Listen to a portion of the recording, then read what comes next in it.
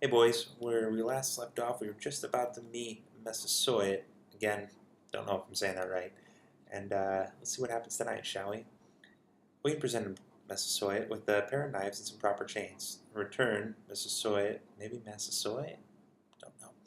Presented William with some furs and a quiver full of arrows. The two men smiled upon trading the items. Squanto turned to me and said, Massasoit does not speak English, but I will translate for you.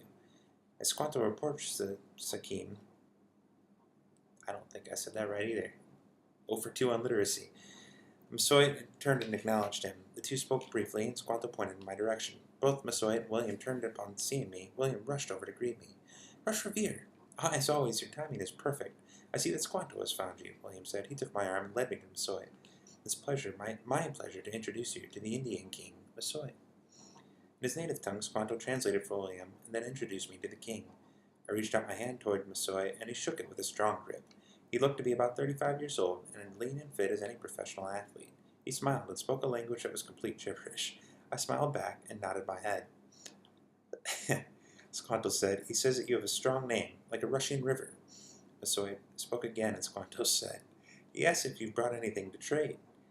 I felt bad that I had nothing to trade with the Indian leader, or did I? I slipped my hand into my pocket and pulled out peppermint candy that was still there from our trip to Foster's family diner. I said, I have nothing to trade, but I do have a small gift. And that's where we're going to leave off for the evening. I love you boys and I miss you and I can't wait to see you. Kind of made me laugh that I thought of hearing gibberish and all.